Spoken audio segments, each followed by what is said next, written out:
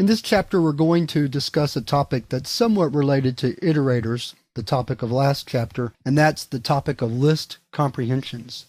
To demonstrate how list comprehensions work, we'll need to look at an example. So let's open up a program. We'll call it listcomp1.py. Let me get that into the right frame here.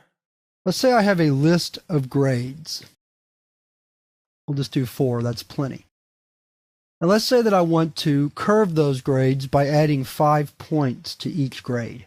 The traditional way to do that would be using a for loop. So for example, I would write for I in range length of grades, grades sub I equals grades sub I plus 5. And then let's display grades just to see what the result is. So we'll save that file. And then we'll run it, listcomp1.py. So now our grades have been increased by 5 points for each grade. The idea of a list comprehension is to take this 2-statement loop and simplify it using the idea of for loops, but also using the idea of iterators. So take a look at how it would work. We can say grades equal grade plus 5 for grade in grades. So the comprehension is that we've really condensed this for loop into one expression, and what we're really kind of doing is working backwards. And we're saying for each grade in grades, add 5 to it, then take the result of that, the 4 new grades, and assign it back to the list. So let's add a print statement here so we can see the previous values and then the curved values. So let's save the program. Then let's run it again. Let me clear the screen. So there are the previous grades, 71, 81, 77, and 84.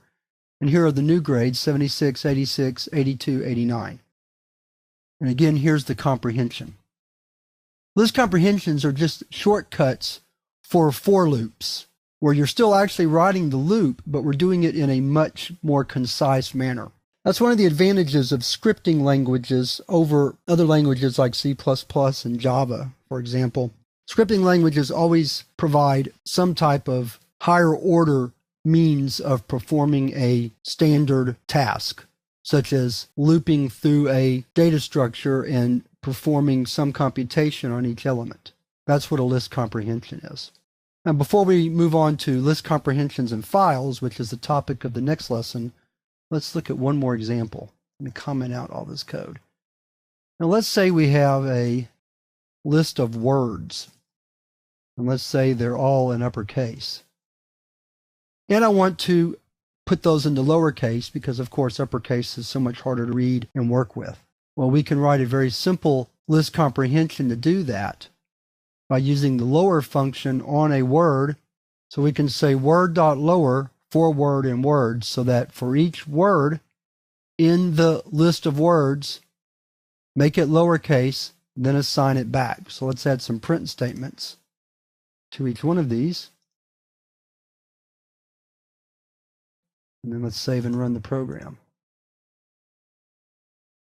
On the screen. So we started out with now is the time in uppercase. Then after our list comprehension, we have now is the time in lowercase. And of course, we could have also written this using the standard for loop pattern, but I didn't really see any reason to show you that because you've seen it already with our grade example. So I went straight to the list comprehension to make all the words in the list lowercase. So again, a list comprehension is really just a backward for loop, but we're able to write it in one single expression as part of one single statement. The traditional for loop involves 2 statements at least and several expressions, but here we can do it all in one statement, and really, if you count the comprehension inside the brackets, really just one expression. So that wraps up this introductory lesson on list comprehensions. Now let's take a look at how to do list comprehensions with files.